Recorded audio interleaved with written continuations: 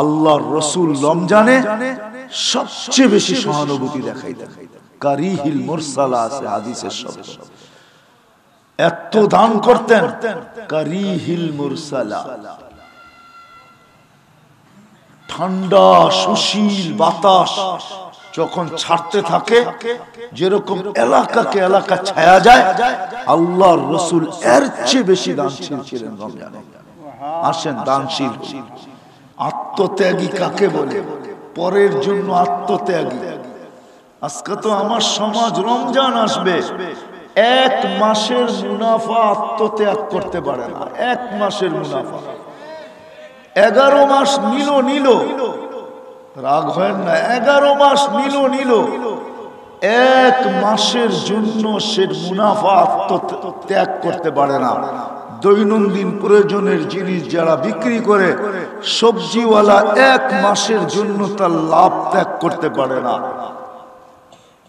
দৈনন্দিন প্রয়োজনের জিনিসগুলো যারা বিক্রি করবে রমজানে, এক মাসের জন্য সে ত্যাগ করতে পারে না। আমার সমাজের কোনো মহল্লায় নাই 10 জন মিলা একটা এই কথা, 10 জন মিলা সংঘবদ্ধ হলো যে আমরা 10 জনে আমার মহল্লার জন্য তরকারি নিয়ে আসব, যেই দামে নিয়ে আসবো ওই দামে মহল্লায় সাপ্লাই দিব। এতটুক ত্যাগ স্বীকার তো আমার মহল্লার 10 জন মানুষ করার জন্য রাজি না। অথচ এই আত্মত্যাগে কি হতো? কি মিলতো? কি? আরে বলেন না, কসম খোদার রব্বে কাবার কসম, জান্নাত মিলতো, জান্নাত। এটাকে মুআসাত বলে শরীয়তের ভাষায়, সহানুভূতি বলে। জান্নাত মিলতো, জান্নাত। বেশি বড় কিতাব গাঁটতে হবে না, ফাজাইলে আমলের ফাজাইলে রমাজান দেখেন, ওটার ভিতরে লেখা আছে।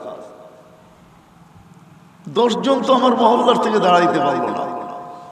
9 মাস মুনাফা নেয়, এক মাসের মুনাফা ত্যাগ করতে পারলো না, বরং এক মাসে কয়েক গুণ বাড়ায়া নিবে, যাতে 11 মাসের মুনাফা এক মাসে আসে। অথচ উচিত ছিল এক মাসের মুনাফাকে ছেড়া দেওয়া, লাভকে ছেড়া দেওয়া, তাইলে জান্নাত মিলতো, জান্নাত। আল্লাহর রাসূল ওয়াদা করতেছেন জান্নাত, সিধা জান্নাত। সে তো বলে আমার জান্নাত দরকার নেই, আমার তো ঢাকায় ভাষা বুঝবেন না তো, ঢাকায় ভাষায় টাকারে বলে পাত্তি, পাত্তি পাত্তি। সে বলে আমার এটা দরকার, আমার জান্নাত দরকার নেই, আমার তো একটা বাংলো দরকার, আমার তো সিলেট শহরে একটা বাড়ি দরকার, আমার তো এলাকায় একটু নিজের মাথা উঁচা করা দরকার, জান্নাত আমার দরকার নেই। দিন দিছিলেন সুখে থাকার জন্য, দিন দিছিলেন এই জন্য যে প্রত্যেক ব্যক্তি নিজের জান্নাত যেন বুক করতে পারে। তাইলে দেখা যেত এই মহল্লার প্রত্যেক বাড়িওয়ালা, একটা বিল্ডিং এ যদি 10টা ফ্যামিলি থাকে, প্রত্যেক ফ্যামিলি আরেক ফ্যামিলিকে বলতো, বোন তুমি ইফতারি পাক করো না, আমি তোমারটা করব, তুমি আমারটা খাবে। সে বলবে কেন? আমি রোজার সওয়াব পাবো, আল্লাহ আমাকে জান্নাত দিবে। তো সেও বলতো তাইলে তুমি আমারটা খায়ো, আমি রোজার সওয়াব পাবো, আমিও জান্নাত কামাবো। তাইলে প্রত্যেক ব্যক্তি আরেক ঘরের জন্য ইফতারি পাক করতো, নিজের জন্য করতো না। প্রত্যেক বাড়িওয়ালা গেটের সামনে দাঁড়ায় থাকতো, আজানের আগ মুহূর্তে বাড়ি পানির বোতল আর গ্লাস নিয়ে পথিক যে যাইতেছিল তাকে বলতো আজান হয়ে গেছে, আমার পানিটা দিয়ে রোজা খুলে গেল।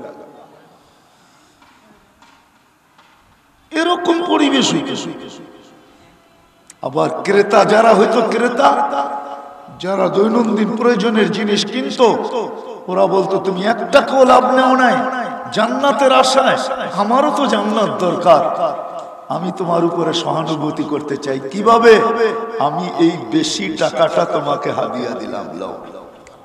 সেও জান্নাত নিত। দিন দিছেন সুখে থাকার জন্য, সুখে। বাহ্যিক পরিবেশ দিয়া, সুস্থ স্বাস্থ্যকর পরিবেশ দিয়া যেরকম বাহ্যিক স্বাস্থ্যকর পরিবেশ দিয়া যেরকম বেঁচে থাকা যায় না, ভিতরে রোগ প্রতিরোধ ক্ষমতা লাগে, বাহ্যিক পরিবেশ দিয়েও আমরা সুখী হতে পারবো না যতক্ষণ পর্যন্ত আধ্যাত্মিক পরিবেশ না হবে। আধ্যাত্মিক পরিবেশ হলো দ্বীন। এই জন্য আল্লাহ প্রমাণ হিসাবে দিচ্ছেন যে তোমরা যাও না এখনো, আমি মসজিদ নামায় দিছি। আল্লাহর রসুল হিজরত করছেন, নিজের বাড়িটা আগে বানান নাই, কেউ বলতে পারবে না। মদিনা মুনাওয়ারায় নিজের জন্য একটা কামরা পর্যন্ত বানান নাই, আগে বানাইছেন মসজিদ।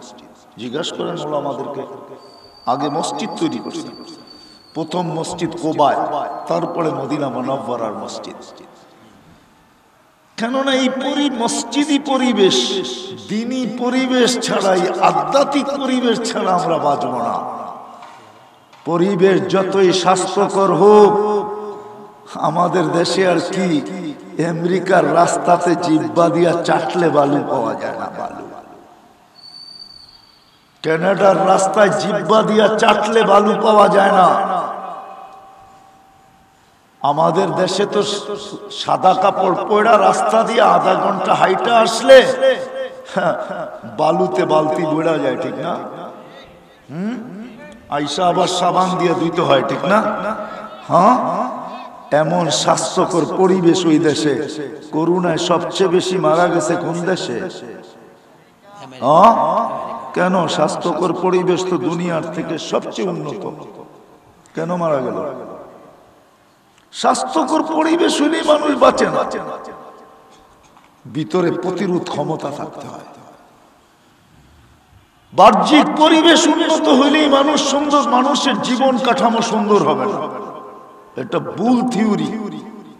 আপনি আমাকে লজিক দিয়া বুঝান, দুনিয়ার লজিক দিয়া রাখেন, অমুকের কথা তমুকের কথা, লজিকলি বুঝান, লজিকলি বুঝান। দুনিয়ার সবচেয়ে বেশি আত্মহত্যা কোন দেশে বলেন? উন্নত দেশে, উন্নত দেশে। আপনি আমাকে বুঝাইতে হবে না।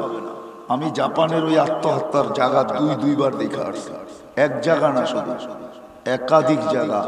আমাকে কি বুঝাবেন আপনি? আমি চিনি ওগুলা। আমি দুইবার জাপান গেছি, আমি চিনি জাপানে কোথায় আত্মহত্যা করার পাহাড়, আমি চোখে দেখা আসছি। আমি চিনি কোনখানে সমুদ্রে ডুইকা আত্মহত্যা করে, আমি চিনি। তাহলে উন্নত দেশে উন্নত হইলেই যদি মানুষের জীবন সুখের হইতো, তাহলে উন্নত দেশে সবচেয়ে বেশি আত্মহত্যা করে কেন? উন্নত হইলেই যদি মানুষ সুখী হইতো, তাহলে নিজের পিস্তল নিজের মাথায় কেন লাগাইল? উন্নত হইলেই যদি মানুষ সুখী হইতো, তাহলে সেলিব্রিটিরা সবচেয়ে বেশি আত্মহত্যার রাস্তা বেছে নেয় কেন? দুনিয়ায় সেলিব্রিটিরা সবচেয়ে বেশি আত্মহত্যা করে। মানেন? কি বসে বসে ঠিক করতেছেন না? দেখা চলেন আমার সাথে, আমি দেখায় দিই। আমেরিকাতে ডজনের উপরে সেলিব্রিটি দেখায় দিব আমি। লস এঞ্জেলিসের জমিনে যাদের পিতলে খচিত করে নাম লেখা আছে, সাইনবোর্ড লাগানো আছে, সে সেলিব্রিটি, আমেরিকার সেলিব্রিটি, কিন্তু আত্মহত্যা করে মারা গেছে। 150 বছর বাঁচার জন্যই তো মাইকেল জ্যাকসন জান দিছে, ঠিক না? অমর হওয়ার জন্যই তো জান দিছে, ঠিক না? কি তালাশে তো এটাই বাহির হয়ে আসছে, ঠিক না? সে চাইছিল আমি অমর হব। সেলিব্রিটিরা কেন জানতে? আমাকে যুক্তি দিয়া বুঝান। শিক্ষিত রাগ হয়ে যায় না। কোন রিক্সাওয়ালার মা বাবা বৃদ্ধাশ্রমে পাবেন না। বৃদ্ধাশ্রমে যাদের মা বাবা পাবেন, যাদের মা বাবা বৃদ্ধাশ্রমে পাবেন, ওরা আমাদের সমাজের সবচেয়ে বড় শিক্ষিত, আমাদের সমাজের সবচেয়ে বড় বিত্তশালী, আমাদের সমাজের যাদেরকে হার্ট বলা হয়, হার্ট, এদের মা বাবা বৃদ্ধাশ্রম। এদের মা বাবা বৃদ্ধাশ্রমে যদি নাও রাখে, তো শেষমেশ এতটুক করে গাড়ির গ্যারেজে রাখে। মনে হয় বুঝাইতে পারি নাই। মা বাবার জায়গা কোথায়? গাড়ির গ্যারেজটা সাজায় দিয়া দেয়, গাড়িটা বাহিরে রাখবো, তুমি এখানেই থাকো, উপরে বিরক্ত করো, তুমি গাড়ির গ্যারেজে থাকো। আঙ্গুল দিয়া দেখায় দিব, 2-4-20টা দেখাইতে পারি আঙ্গুল দিয়া। গাড়ির গ্যারেজে জীবন কাটাইতে হয়। দিন দিছেন এই জন্য যে আমরা দিন প্রথম তো দিছেন দুনিয়াকে টিকায় রাখার জন্য। সত্য এটাই, দিন থাকবে দুনিয়া থাকবে, দিন থাকবে না দুনিয়া থাকবে না। দ্বিতীয় দিন এই জন্য দিছেন, যেটা আমি বুঝাইতে চাইতেছিলাম যুক্তি দিয়া, যে বাহ্যিক পরিবেশের সাথে সাথে একটা আধ্যাত্মিক পরিবেশ লাগবে যদি মানুষ সুখে থাকতে চায়। আর যদি আধ্যাত্মিক পরিবেশ থাকে, যদি আধ্যাত্মিক পরিবেশ থাকে, রোগ প্রতিরোধ ক্ষমতা যদি আমার শরীরে 100-তে 100 থাকে, তাইলে বস্তির ভিতরও জীবন কাটানো সহজ হয়। জীবন কাটানো কি হয় মনে হয় বিশ্বাস করেন না, ঠিক না? 2020-এর পত্রিকা উঠায় দেখেন, আমাদের ঢাকা গুলশান বনানী সার্ভে করে দেখা গেছে অ্যান্টিবডি আছে 60%। আর আমাদের ঢাকাতে সবচেয়ে বড় বস্তি হলো তেজগাঁও, সবার শরীরে ছিল 75%। বস্তির ভিতরে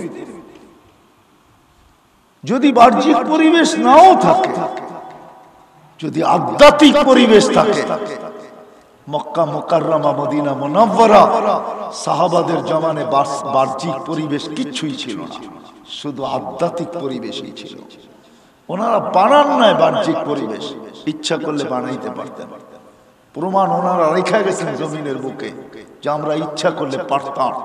মাটিটা তো পায়ের নিচে, মেঘটা অনেক উপরে, এটাকে ডাকলে আমাদের কথা শুনতে বাধ্য। যদি মাটিটা আমাদের কথা মানে, তাহলে পায়ের নিচের মাটিটা কেন মানবে না? আকাশের উপরের মেঘটা যদি মানে, তাহলে পায়ের নিচের মাটিটা কেন মানবে না? কেন মানবে না? সূর্য যদি আমাদের কথা মানে, ইচ্ছা মতো যদি থামাইতে পারি ওকে, তাহলে পায়ের নিচের মাটিটা কেন মানবে না? অগ্নিগিরিকে যদি হাতের ইশারায় আবদ্ধ করতে পারি পাহাড়ের ভিতরে, তাহলে মাটিটাকে কেন পারবো না? টোকা দিয়ে যদি ভূমিকম্প দূরীভূত করতে পারি, তাহলে মাটিটা আমাদের কথা কেন মানবে না? চিঠি দিলে যদি সমুদ্র মানে, নদী মানে, দরিয়ায় নীল যদি মানে, আমাদের চিঠি দিলে আমাদের কথা যদি দরিয়ায় নীল মানে, তো মাটি মানবে না কেন? বলেন না। প্রযুক্তি ছাড়া যদি 3000 কিলোমিটার দূরে কথাকে পৌঁছাইতে পারি, তাহলে মাটিটা মানবে না কেন? ইথার যদি আমাদের অনুগত্য হইতে পারে, ইথার চিনেন? আমাদের কথা দূরে যায় কিন্তু ইথারের ঢেউয়ে।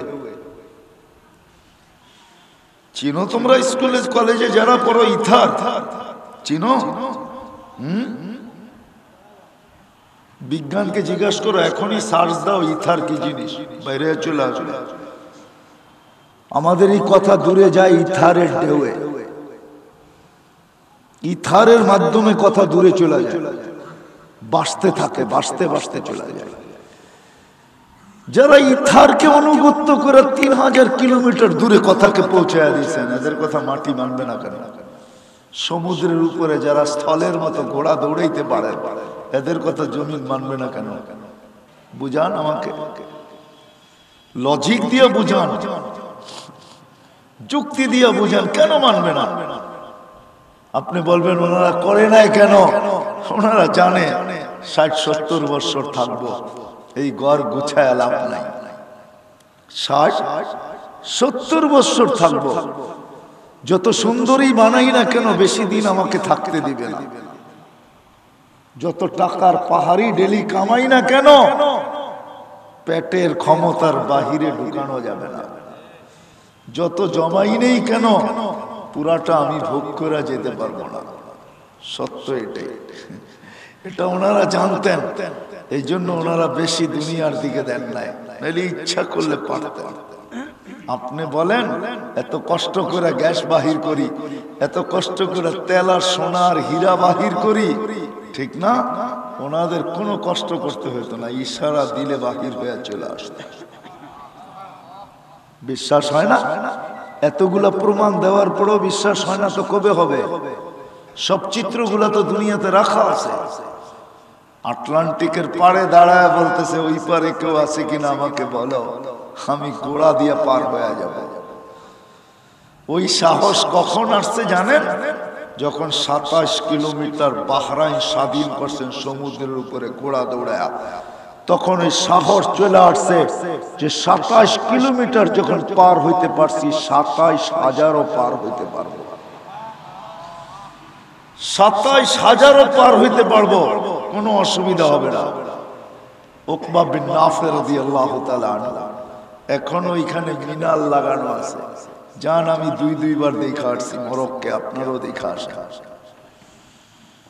এখনো তার কবরে গেলে সেলুট দিতে মনে চায়। সেলুট উকবা, তোমাকে সেলুট। দিন দিছেন এই জন্য যে দুনিয়া টিকা রাখার জন্য দিন দিছেন এই জন্য যে অল্প কয়েকটা দিন যখন থাকবো একটু যেন সুখে থাকি, সুখে শান্তিতে থাকি, শান্তিতে থাকি, সম্পর্কগুলা যেন মজার হয়। প্রতিবেশী যেন খাওয়ার আগে জিজ্ঞাসা করে তোমার ঘরে পাক হয়েছে কিনা। প্রতিবেশী যেন আমার খাওয়ার আগে যেন প্রতিবেশীর ঘরে তরকারির বাটিটা চলে যায়। আল্লাহ রসুলের কথা মতো প্রতিবেশী যখন প্রতিবেশী দেখবে যে প্রতিদিনই তো আমার জন্য পাঠাইতে থাকে, তো ভিতরে মহব্বত পয়দা হবে। তো প্রতিবেশী আমার দেওয়াল ভাঙ্গা নিজের দেওয়াল কোনোদিন করবে না। তখন প্রতিবেশীও আমার জন্য জান দিবে, জান। এখন তো প্রতিবেশীর জান নেয়, তখন জান দিবে, জান। মজা হবে, মজা। এক সমাজে বাস করবে, কেউ চিনবে না, কেউ বুঝবে না এরা পৃথক না আপন, কেউ চিনবে না। অপরিচিত কেউ এসে চিনবে না, সবাই চিনবে। মনে হয় পুরা বিল্ডিংটা আপন জন থাকে, ভাই বেরাদর থাকে, কিন্তু দেখা যাবে কেউ ভাই বেরাদর না। এতটুকু সুখের হবে। সুখের আশাই তো আমরা দেশান্তর, আমরা কিন্তু দেশান্তর সুখের আশায় দুনিয়ার কোনায় কোনায় ছুটতেছি সুখ দেখার জন্য, একটু সুখ পাওয়ার জন্য। রাগ হয়ে যাবেন, রাগ হয় না। দুনিয়া ঘুরি তো অনেক কিছু বলাও যায় না। হায় হায় হায়, সুখের আশায় ঘর ভাইদা কত মানুষকে দেখলাম, হায় হায়, পাগলের মতো রাস্তায় করতে দেখলাম, পাগলের মতো রাস্তায় করতে দেখলাম। এখনো দেখি সুখের আশায় নিয়ে গেছে নিজের ফ্যামিলি, নিয়ে যাইতে দেরি, 6 মাসের মাথায় পর গজাইতে দেরি হয় নাই। পুরা ফ্যামিলির পর গজায় গেছে, পুরা ফ্যামিলি তাকে জায়গাটা জায়গায় রেখা উড়ে গেছে। নাই কি বলে, কি মাওলানা সগীর সাহেব কি বলে, নাই এরকম এক না হাজারো হাজার আছে। এই জন্য দিন দিছেন সুখে থাকার জন্য, যে মানুষ যেন সুখে থাকে। আমরা ভাবছি উন্নত হইলেই সুখী হব, আমরা ভাবছি অট্টালিকায় হইলেই সুখী হব, আমরা ভাবছি এডুকেটেড হইলেই সুখী হব।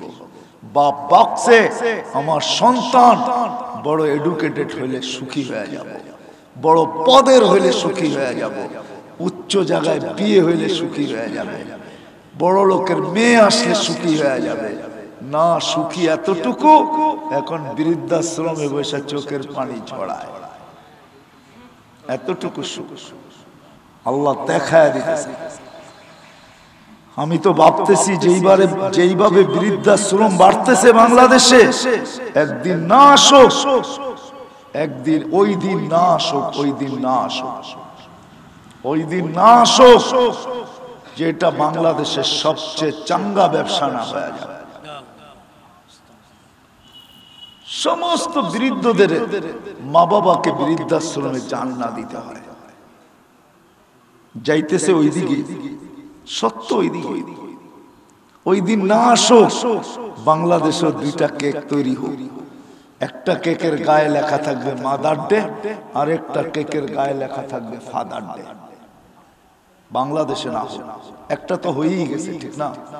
ভালোবাসা তো আর এখন সারা বছর হয় না, শুধু ফেব্রুয়ারির 14 তারিখই হয়, ঠিক না?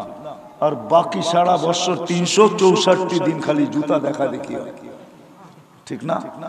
364 দিন খালি জুতা দেখা, ঠিক না? কি বলেন? এটাই তো। হ্যাঁ, শুধু একদিন ভালোবাসা ডে, ঠিক না? একদিনই একটা ফুল কিনা হয়, একদিনই বলা হয় হানি, ঠিক না? যুবকরা বলছে, আপনারা বুঝবেন না, বুড়ারা কোত্থেকে ইংলিশ বুঝবেন, এই কোড ওয়ার্ড আপনারা বুঝবেন না, যুবকরা বুঝা ফেলছে, হানি বলতেই বুঝা ফেলছে।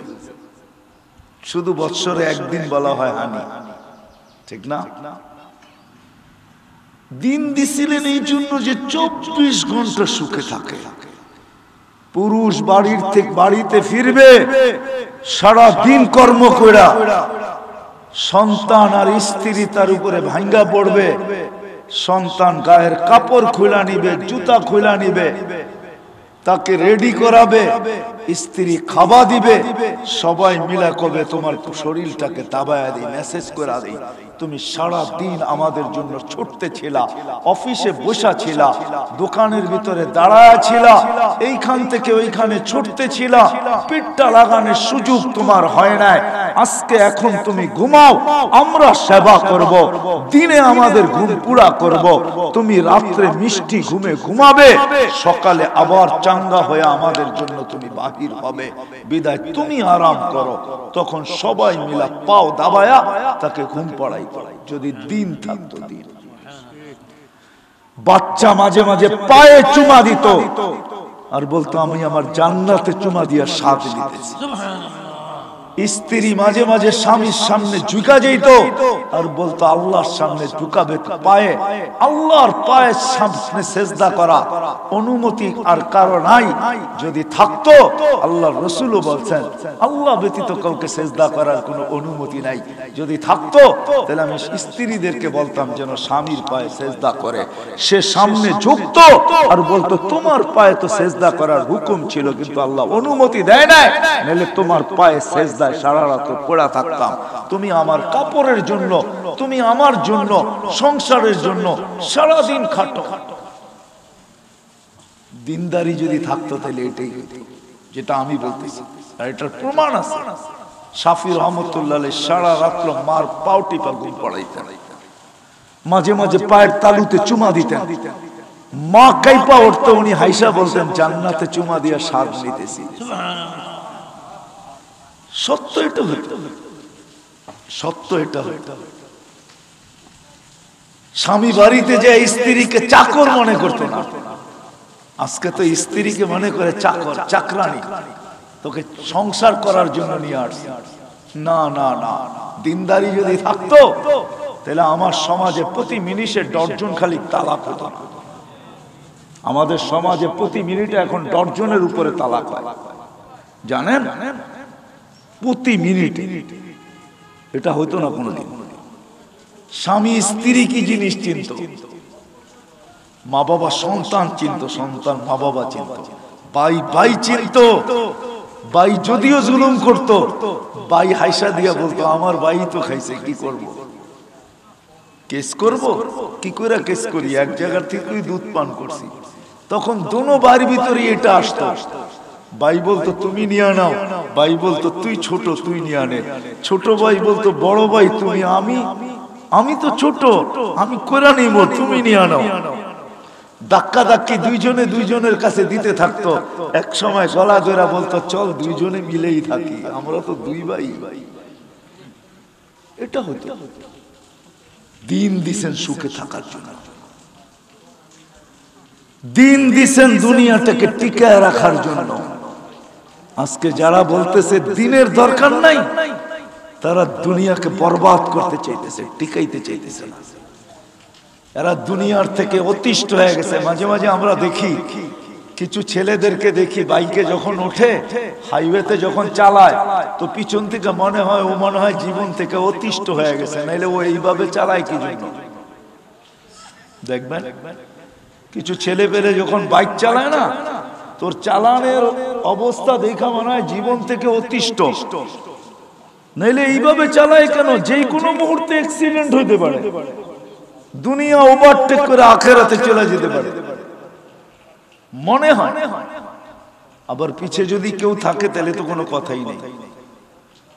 যুবকরা বলছে কি বুঝাইতে চাইছি, ঠিক না? তাহলে তো ফুল গিয়ারে, ঠিক না? কিছু লোক চায় দুনিয়াটা নষ্ট হয়ে যায়, ওরা দুনিয়ার থেকে অতিষ্ঠ হয়ে গেছে, কেননা কোথাও তো সুখ নাই, সুখ তো পায় নাই। এই জন্য তো স্ত্রী এখন আর স্ত্রী নাই, লাইফ পার্টনার নাম হয়ে গেছে। কি?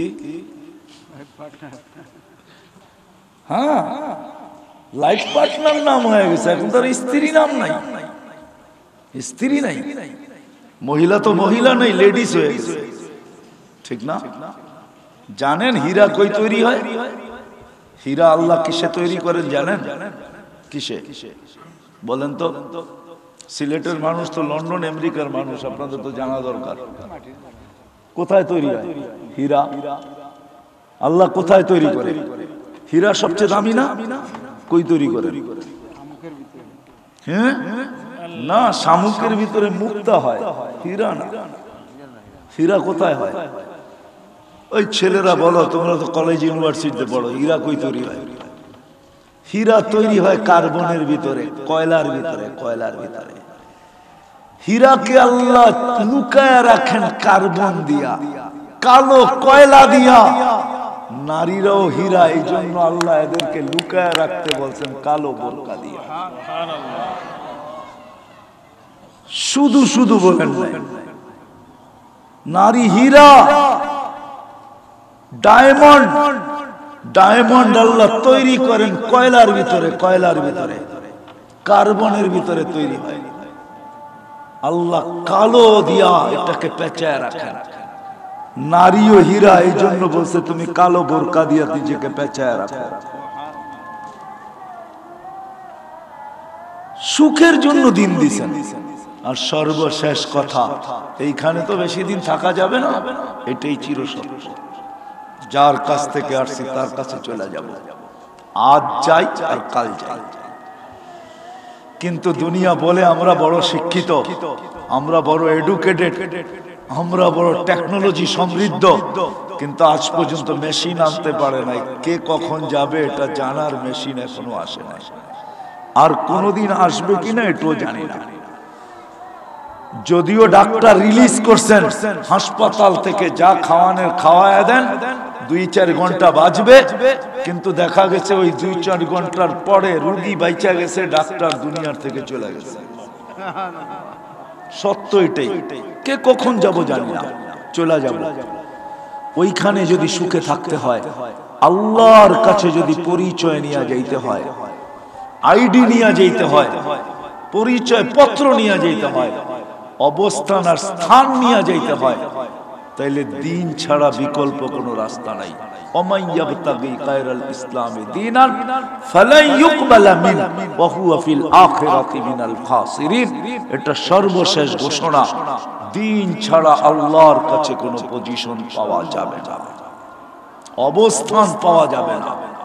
দুনিয়ায় যত বড় অবস্থানের মালিকই হোক না কেন। এই জন্য আসেন আসেন দিন শিখি, আর দিন যারা টিকা থাকবে ওই স্থানগুলা, পরিবেশের কেন্দ্রগুলাকে টিকায় রাখি।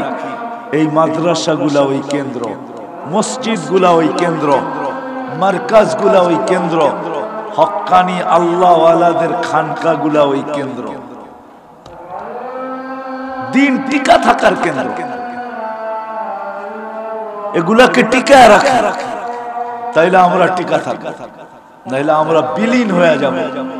কেননা আল্লাহ বেশি দিন টিকতে দিবে না, লা ইউহিব্বুল ফাসাদ, এটাই সত্য। এলোমেলো আল্লাহ বেশি দিন সহ্য করবেন না। আল্লাহ যখন ধরবেন তখন সব এলোমেলো ঠিক করে ফেলবেন। দুনিয়াতে হাজারো এলোমেলো আল্লাহ ঠিক করছেন এই পর্যন্ত। নমরুদের এলোমেলো ঠিক করছেন, ফেরাউনের এলোমেলো ঠিক করছেন, কারুনেরটা ঠিক করছেন, এরকম হাজারো জাতিরটা ঠিক করছেন। দুনিয়াতে এদের স্থান রাখা আছে, একটা দুইটা বাদ হইতে পারে, বাকি আমার চোখে সব দেখা হয়ে গেছে। আমি চোখে দেখা আপনাদেরকে বলতেছি। কমে আদের মাথার ডাচা এখনো রাখা আছে, খুলিটা রাখা আছে এখনো। 6 ফিটের মানুষ একটা এইদিকে দাঁড়াবে ওইদিকে দাঁড়াবে, একজন আরেকজনকে পরিপূর্ণভাবে দেখবে না। আমি চোখে দেখা বলতেছি, কোন কিতাবে পড়া না। আমি ওই জায়গায় গিয়ে আসছি, চোখে দেখা আসছি, এখনো রাখা আছে। যান আপনি দেখা আসেন। সত্য এটাই, এগুলাকে টিকায় রাখতে হবে, তাহলে দুনিয়াও টিকা থাকবে, আমরাও টিকা থাকবো, আর দিনদারি অর্জন করতে হবে। আজকে যতটুকু আমরা দৌড় দিতেছি উন্নতির পিছনে, এর 100 না কোটি ভাগের 1 ভাগ যদি দিনদারির পিছে আমরা দৌড় দিতাম, আমাদের সমাজ আরো সুখের হতো, কোটি গুণ বেশি সুখী হতো, কোটি। সিলেটের মানুষ রাগ হয়ে যায় না, আমরা প্রবাসে গেলে দেখি চোখে পানি ঝরতে থাকে, স্বীকার করে হুজুর আজ পর্যন্ত একটা মেসেজ বাড়ির থেকে আসে নাই যে তোমাকে আর পরিশ্রম করতে হবে না। 10 বছর হয়ে গেছে, 15 বছর হয়ে গেছে, 20 বছর হয়ে গেছে, 25 বছর হয়ে গেছে, তুমি এখনো বিদেশে থাকবে, তুমি চলে আসো, আমাদের কিচ্ছু লাগবে না। 20 বছর তো আমাদেরকে পারলে, এখন না খায়া তোমাকে নিয়ে পড়া থাকবো, তুমি চলে আসো। প্রবাসীরা বলে আজ পর্যন্ত সান্ত্বনার একটা মেসেজ বাড়ির থেকে না মা দিছে, না বাবা দিছে, না সন্তান দিছে, না স্ত্রী দিছে, বরং মাস শেষ হইতে দেরি, চাহিদার বিরাট বড় লিস্টি মেসেজে আসতে দেরি হয় না। বলেন এখানে যারা প্রবাসে ছিলেন, কেউ যদি থাইকা থাকেন, বাড়ির থেকে কোনোদিন সান্ত্বনার মেসেজ গেছে? বলেন। 000, এমনকি দুনিয়ার উন্নত দেশেও যায় না, বলে না, চাহিদা পাঠায়। হায় যদি দিনদারি হইতো তাহলে বলতো না খায়া সময় কাটায় দিব, এক বেলা খাবো, রোজা রাখবো, তোমাকে চাই।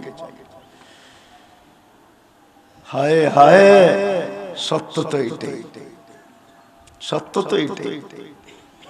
প্রবাসে যারা থাকে ওরা প্রতি রাত্রে ঘুমায় শূন্যতার একটা কোলবালিশ নিয়ে, শূন্যতার কোলবালিশ।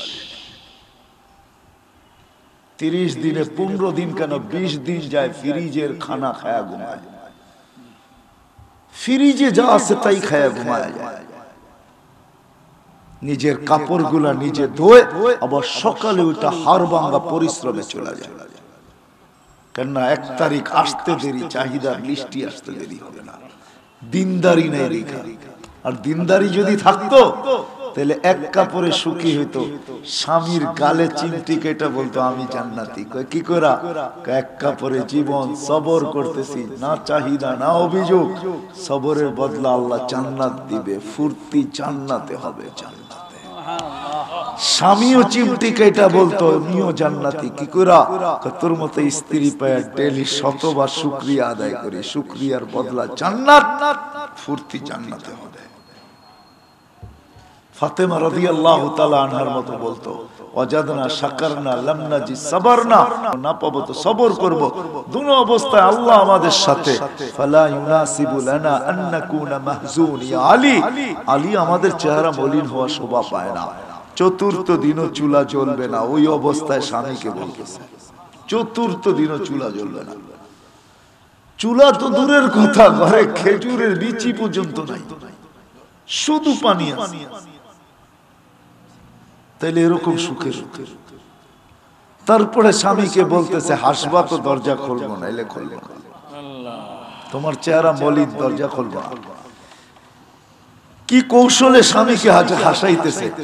আবার যখন আলী ঢুকতেছেন রাদিয়াল্লাহু তাআলা আনহু, তো উনি নিজে বলতেছে ফাতেমা সাররাত ওয়া তাবাসসামাত, ফাতেমা মুস্কি মুস্কি হাসতেছিল আর খুশিতে নাচতেছিল, আমি মনকে ধরে রাখতে পারি না, কাঁধে হাত রাইখা বলছি রাহিমাল্লাহু ইমরাতান, আল্লাহ তোর উপরে রহমতের বৃষ্টি বর্ষণ করুক, শুধু শুধু জান্নাতের মহিলা সর্দার নিয়ম নাই। আসেন, দিন এই জন্যই আল্লাহ দিয়েছেন, শিখি, কেন্দ্রগুলাকে আরো বাড়াই।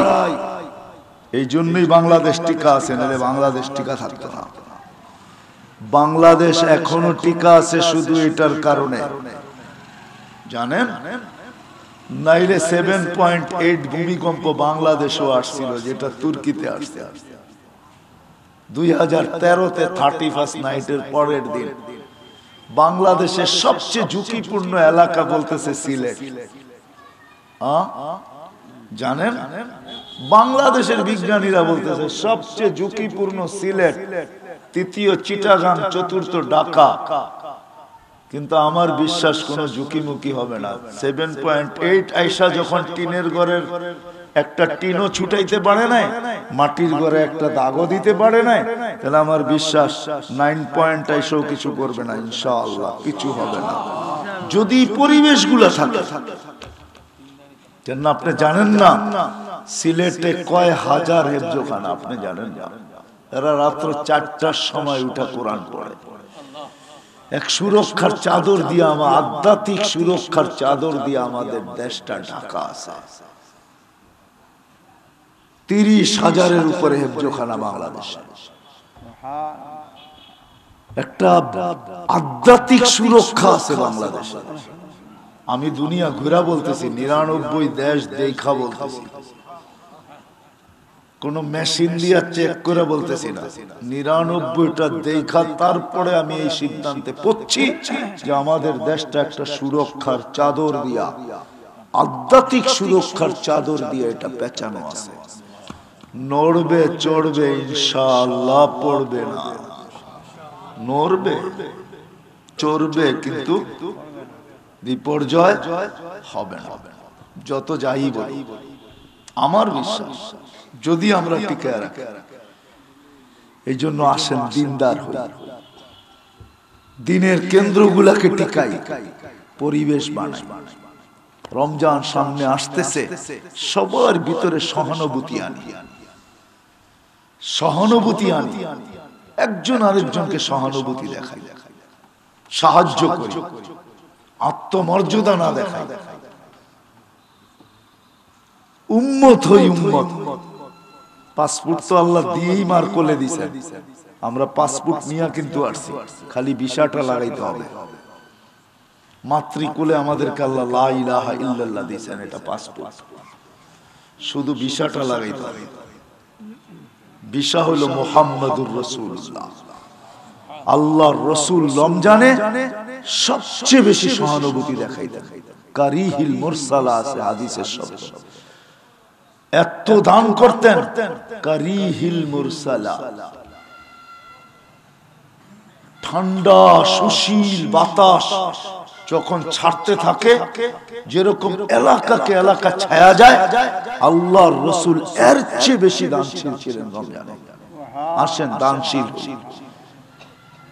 দান করি, সহানুভূতি দেখাই।